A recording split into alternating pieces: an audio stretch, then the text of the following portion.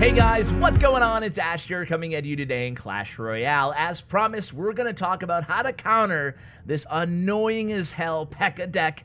I hate this deck. I feel like I go against it every other battle in the CRL challenge. It has the second, as of this morning on Stats Royale, the second highest win percentage. It's everywhere and it's really annoying. So I have so many great videos in store for you guys. I might double upload on the weekend to kind of catch up. I want to finish up on some 20-win decks and then we'll kind of move into the usual stuff that we do here. So anyway, getting back to the subject at hand today, right, is how to deal with this deck. So in order to understand how to deal with the deck, we need to talk about how it wins. What is the win condition in this annoying PEKKA control deck? Well, first off, it's a control deck, right? It's going to be able to stop pretty much anything you can throw at it. The only archetype, the only deck that it's even semi-weak against is bait, because it didn't have any great answer to the Goblin Barrel. Other than that, you're pretty much in a tricky situation. So what I want to do today is give you guys the tools that you need to have at least confidence, if not winning every single match. I'm not going to promise you guys false promises here, but give you guys a game plan, a battle plan every time you enter the arena against this deck is going to be the goal of the video. So let's first talk about the win condition. The win condition in this deck is Miner, okay? Miner is going to be doing a lot of chip damage along with the Goblin Hut, so Miner and Goblin Hut can be really annoying. You can lose just off Miner Poison and Goblin Hut. Forget about the rest of the cards in this deck. So always be aware that the Miner and the Poison, especially, are going to be the two cards that you really want to pay attention to when it comes to keeping track of your opponent's deck. Keeping track of where the Miner is and where the Poison is going to be paramount in order to get success playing against this deck. Okay, let's talk about the double elixir time versus single elixir time. In double elixir time, they can also get really big counter pushes against you. Let's say you go in with a Golem, a Giant, or whatever. Or a Hog. They can use their PEKKA and then come at you with some bridge spam with like Royal Ghost. They can have their Poison ready and send in a Miner. That can be really hard to stop. So that's their other method of offense, especially that you have to be aware of in double elixir time. So what does that mean for you, the person playing against this deck? It means don't overcommit on your pushes against this deck unless you absolutely know that you've got them dead to rights, okay? So you have a big elixir advantage or you know they don't have a good counter in hand. Other than that, you shouldn't be sending in like, you know, Hog Goblin Gang against this deck if you know they have enough elixir for Royal Ghost and Zappies or PEKKA or something like that, unless you have a spell ready, okay? So just always be aware that this deck really has a counter to almost everything you can throw at it. So that's why, again, keeping track of Poison and Miner will be really important. We'll talk more about that in just a moment. Before we get to the replays here, guys, I also wanted to share with you guys 3 weaknesses about this deck. 3 weaknesses. So weakness number 1 is there's no swarm cards. You can see there's no goblins, there's no bats, there's no minions, minion horde, any of those cards. So sometimes this deck can be lacking DPS, right? Obviously it has the big PEKKA for single target DPS. It has the flying machine for single target DPS, but no swarm, no splash damage. So a lack of splash, a lack of swarm cards. Number 2 is once they use their poison, they have no good answer for air swarm targets. So bats, minions, minion horde, they don't have a good answer. So when they use their poison, even this pertains to the Royal Ghost too. That's their one good ground swarm answer. So let's say they go on offense against you with Royal Ghost and then they poison. Well, you know that maybe you have a gang, maybe you have Miner gang, maybe you have a minion horde. You can punish them in that situation. So always, as soon as you're matched up against this deck, let's say you're playing minion horde, and you go against this deck, you gotta be ready to realize that the minion horde is gonna be one of your best weapons when they don't have their poison in hand, okay? Number 3 weakness of this deck is both of the good air targeting cards, Zappies and Flying Machine, both die to Fireball, okay? That's really important because if you're playing an Expo matchup, even though you don't have a lot of air cards, you're gonna be saving your Fireball always for the Flying Machine. When you're playing Lava Loon against this deck, you always want to make sure you have your Fireball ready for every Lava Hound push, really, and don't be afraid to use it against Flying Machine or Zappies, whatever card they place down first. Okay, so let's talk about specific matchups really quickly, like lightning round here, and then we'll get into all the replays. So when you're going in with a heavier deck against this deck, like a Golem deck, for example, what I try to do is mitigate the damage in single elixir time, and then in double elixir time, try to pull off one big mammoth push. And even if that means losing a tower, go ahead and do so. And play into the P.E.K.K.A with this deck, okay? So I would say 99% of the time, I wouldn't be split laning pushing against this deck if I was playing a Golem deck, for example. What do I mean by that? I mean that you shouldn't send in the Golem, and then they drop the P.E.K.K.A, and then you go opposite lane with double Prince or something. That's not going to work because they're going to be able to stop you very easily with Zappies and with Royal Ghost or something. So definitely don't split lane push. Try to cash in on a mammoth push in double elixir time. When you're playing a Three Musketeer deck, try to get good horde value, and when poison is out of hand, definitely spam that horde on them. Also, Three Musketeer decks, sometimes you'll have to be splitting the Three Musketeers in double elixir time in front of your King Tower, and just keep cycling the Three Musketeers. They have a tough time keeping up with that. Lava Loon, save your fireballs for the Zappies. Of course, we talked about it, Flying Machine as well. Totally overrun them, overwhelm them. What else? Bait is an easy matchup. You want to rocket the Goblin Hut, and you want to make sure that you keep using the Goblin Barrel as much as possible, right? Keep sending in that Goblin Barrel. Be aggressive with your Goblin Barrel. Hog decks, you want to play around the Goblin Hut. So meaning, if they don't have the Goblin Hut in rotation, you want to send in your Hog aggressively before you have full elixir, because their other really good counter to Hog, obviously, is P.E.K.K.A. So if you can get the Hog down when you know they don't have the Hut in play, you can get that Hog usually to the tower before they have enough elixir to drop the P.E.K.K.A. They'll have to drop a late P.E.K.K.A after they've already taken 2 or 3 hits on the Hog. We'll show a lot of Hog gameplay in a second. Against graveyard decks, like normal with graveyard, you want to make sure you bait out their poison, and you don't go in for super aggressive graveyards if they have poison, okay? So do not send in a graveyard push with poison if they have poison in hand. Using like a naked graveyard in some situations might be okay, but just be very cautious of that. Expo decks, you want to use defensive Expo in the first 2 minutes against this deck. Shout out to that one guy for providing me kind of a game plan, a blueprint. So Expo, use defensive Expos in the first 2 minutes. Wait for them to overcommit. So sending in a Miner to the tower, a naked Miner to the tower, or poisoning your defensive Expo is going to be your opportunity to cycle back to another Expo and try to punish them because they overcommitted on the other end. Okay, let's go ahead and get into some replays. First, we're going to share one by yours truly, because I just went against this deck in a CRL challenge. So let's go ahead and kind of walk you through my decision making, and then we'll take you into some pro gameplay as well, guys. So I don't obviously know what deck I'm going against just yet, but we're going to start out with an Elixir Pump. Obviously, a pretty good starting hand here for yours truly. So at this point, I see the Goblin Hut, and I just assume he's playing the deck, right? I mean, here it is, Goblin Hut, yay. So I predict that Miner very well. If you're going to use your Goblin Gang to predict any sort of a Miner on your pump, make sure you place the gang to the side of the pump, never, never, never in front of the pump, because oftentimes they'll send in the log at the same time. So here we go. This version of the deck, by the way, is using log instead of zap, so you see both versions. So you can see he uses his poison. I talked about this, guys. I said this is the key to a Three Musketeer matchup, and it's exactly what happens. He used his poison on offense against my pump, and then I knew right away. I was like, okay, I'm going to send in the minion horde, because he doesn't have an answer for it, because I know this deck already, right? He has Zappies, and you saw what great of a job Zappies did against that combo. So after this, I pretty much won the match, honestly, guys. I'm just going to keep trying to protect my pump and keep pumping, right? So I'll go double speed from here on out, because after I've gotten that much damage, even though I don't have a direct damage spell, I know that I'm sitting pretty in this matchup, I should say. Okay, so here he goes. It's a horde on the P.E.K.K.A. He opts not to use poison this time. You can see he's a little trigger shy now in the poison, and that will happen. I get the left tower down with my Miner, and then any swarm units are great against Zappies. So either the horde or the Goblin Gang is absolutely perfect. Now I kind of got a read off him that he's always going to send the Miner to the side of the pump, so I was able to predict that Miner. And at this point, you know, I know I have him. It's just a matter of, hey, where do you want to use your poison? And he's kind of sitting on it at this point because he doesn't know where to best use it. So I'm just going to keep cycling here. I can get back to my minion horde, and that's going to be GG. He uses the poison there. It doesn't matter. It's too late.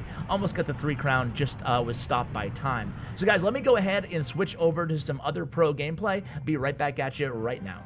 Okay guys, so here we are. We're going to start out with simple. Obviously guys, I don't have time to show you every single deck matchup in the world, but I figure we'll do a Golem deck, we'll do Hog Cycle, we'll do Balloon Cycle, we'll do 3 Musketeers, which I already showed you obviously.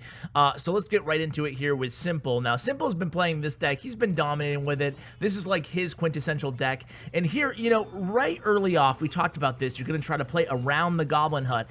And Goblin Hut players will often place their first hut dangerously low, like his opponent did here, because they want to protect their hut from, you know, say a princess or a magic archer or a flying machine or a musketeer played at the bridge on the other side of the arena. So if they do that, you can often sneak by for a few hits right to start off the match. That's exactly what Simple did. So a great start for Simple here. One thing about Simple, and you guys already know this, but if you're playing a deck, goes for bait or hog decks with princess, try to protect her, obviously, right? So here comes the opponent coming in pretty heavy here on the left, but we had mini P.E.K.K.A with goblins in tow to help out there on the left. We mitigate the damage down to 1916, and now this is what I was talking about, guys. I said this during the intro to the video, right? But sometimes you'll know your opponent has P.E.K.K.A in hand, but you go in early. Even if you don't have a lot of elixir yourself, that's exactly what Simple just did there. Able to take that right tower down to 866. He's always going to make sure he saves his Ice Golem to kite the P.E.K.K.A or kite the Royal Ghost. You can both kite the P.E.K.K.A and Royal Ghost into the opposite lane using your Ice Golem with this deck. Obviously very important to do so. He attacks again, keeps his pedal to the metal, so to speak, with that Hog Rider again, going in when he knew his opponent didn't have enough elixir to defend with P.E.K.K.A. So this is what it's all about here. You're going to see the same thing with Balloon Cycle, especially when you get into double elixir time. Oftentimes you can outcycle the opponent's counters. So even though this opponent really has, this deck I should say, really has 2 if not 3 great counters to the Hog Rider, Simple's still able to get around that, and he uses a great rocket value here defensively. Also uses rocket against the Goblin Pump for a -1 elixir trade, but did I say the Goblin Pump? Goblin Hut. I hope I didn't. Anyway, against the Goblin Hut for a -1 elixir trade. You know, you don't like to do it, but that's just how strong Goblin Hut is right now inside the game, right? You need to use rocket against it if you're a rocket deck player. I mean, you don't have to, especially if it's close to the end of the match, but if it's early in the match, you really should. So let's watch one more Hog matchup against the same deck, but we want to, you know, that time it was basically a story of Simple attacking when he was low on elixir with the Hog, when he knew his opponent was also low on elixir. So he sees the Zappies split behind the King Tower and knows it pretty much is just a 3 Musketeer deck or a P.E.K.K.A deck most likely. This time the opponent did have the P.E.K.K.A in hand to counter that Hog Rider before he gets any damage in. So now Simple knows exactly what deck the opponent is playing here. He's still going to go ahead and kite this P.E.K.K.A even though he has a lot coming at him in the left lane and a Dark Prince and a Zappy behind it. So P.E.K.K.A is going to do a great job against Dark Prince. Obviously P.E.K.K.A will always win that battle, and then you can see his mini P.E.K.K.A, excuse me, and you can see his opponent's P.E.K.K.A now is in the opposite lane with about 50% health. So even though the opponent has poison in hand, you can do something really pretty here, and you just make sure you space out your troops appropriately there. So he plays goblins way down at the river. He has the princess near the princess tower. The opponent wasn't able to poison both of those targets. He was able to finish off that P.E.K.K.A. With the deck that Simple is playing, he can really take advantage of the Ice Golem to kite, the mini P.E.K.K.A for the Dark Prince, and then his bats and goblins can do serious work, especially if he's baiting out the log and the poison of the opponent with his princess. So I'm not sure if this guy's playing Zap version or Log version. I kind of missed it. Either way, we're fine with this deck and this matchup. So you can see here things are pretty even. We're about halfway through this match here. And Simple right now, kind of an awkward hand. He's probably just going to cycle bats in the back. So here comes bats. His opponent doesn't respond. So look at this. He knows his opponent has P.E.K.K.A in hand. So why would he send in the Hog? It's not a smart idea. So he sent in the bats first to hopefully protect for the princess. Even though the princess actually did die to that miner, he's still able to get a lot of chip damage here. He's forcing his opponent to make uncomfortable plays. You can see that it's the same matchup as last match, but because the opponent isn't making any glaring mistakes, Simple's able to just play it a little bit differently, right? And you can see he's playing a princess at the bridge here. Like he's being unorthodox in his attack style, and he's getting that tower chipping away slowly but surely with the princess there. So now he logs the Zappies on the left. The opponent does go ahead and poison, so he's going to play his bats and goblins, his close as he can to the P.E.K.K.A. And again, taking advantage of, again, how we set the table in the beginning of this video, guys, is there's no good anti-swarm troops, especially air. So really leaning heavily on the bats. The bats are probably the MVP of this matchup. He does get a lock on to that tower from the flying machine, but Mini P.E.K.K.A. is there to kind of clean up a little bit, take care of that miner, and then kite the Dark Prince all the way into the opposite lane with the Ice Golem there, and here comes the rocket to finish things off. So you guys can see two real methods with cycle decks of beating this matchup that is so annoying. Let's look at a Golem deck here played by Kiwi Clasher. Shout out to Kiwi Clasher, a longtime supporter of the channel, and he got 20 wins using this really heavy. I mean, when you're rolling the deck that Kiwi Clasher is playing, ladies and gentlemen, you know that you're always the big dog. Any matchup that you have, no one's going to have a heavier deck than you do. So it's a Golem 3 Musketeer deck. So how is he going to handle it with a Golem 3 Musketeer deck? Another really smart player. He's going to make some really smart moves that I'll point out to you guys throughout this match. So here it comes. It's a Dark Prince into the flying machine. He's going to play the minion horde here. There's the minion horde. So he plays the minion horde. He baits out a poison right out the gate. So check this out. We have a 1 elixir advantage. We're going to go ahead and play the pump here. We know he doesn't have poison, so we're in a really great situation. Now, this is what I talked about earlier on in the video when I was showing my replay, guys. Here comes the 5 elixir miner plus log onto the pump. He still was able to save an elixir out of that pump, and he played the Goblin Gang to the left or to the right of the pump, to the side of the pump, depending on which angle you're looking at, right? His left, our right. So, or his right, our left. There we go, Ash. Come on, man. Your right and your left. It's tricky, ladies and gentlemen. The next video will be how to learn your left and your rights. Okay, so here we go. 3 Musketeer push for Kiwi, and he's always going to wait till the very last second to drop his secondary troop. It's going to be a Dark Prince in the left lane. He's also going to go with bats. This is going to be huge here because he knows the opponent does not have zap. He has no answer for these bats. Bats MVP again. He's going to take that left tower down, ladies and gentlemen. This time we have the minion horde here in the right. The opponent doesn't have enough elixir to even play a poison, even if he or she wanted to. And check that out, guys. Just like that. Now, when you split Musketeers using this deck, you better be sure, you better be prepared for the opponent to always drop the P.E.K.K.A. on the 2 Musketeers. So always try to go all in with the best that you can. If you're playing a deck with bats, it's perfect for this matchup, right? Because you can go in with a bats, Dark Prince, and single Musketeer and take down the tower like we saw Kiwi do here. So from here on out, let's go ahead and watch how he handles this. Now check this out.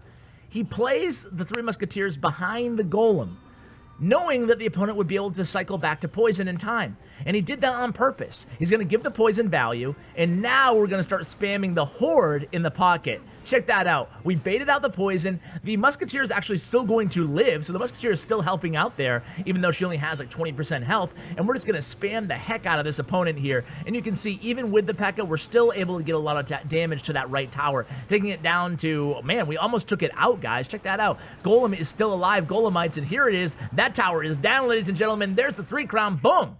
Man, you guys can see that if you play your cards correctly, pun intended, I guess, you can really win against this match. So here we go again. Let's watch Pompeo versus that one guy. So this is from the Pro v Pro. All the rest of the content was the first time you've seen it on the channel, but I thought we could review this matchup, mainly because Pompeo is playing with a really difficult high skill cap balloon miner cycle deck. And you're going to see Pompeo really be aggressive towards the end of this match. And it's what I wanted to point, that's exactly what I wanted to point out to you, because it kind of illustrates another weakness that this deck can have, especially when you're going against, or when you're playing a lighter deck, a cheaper deck than the P.E.K.K.A. deck. So here we go. This time, great fireball value here for Pompeo.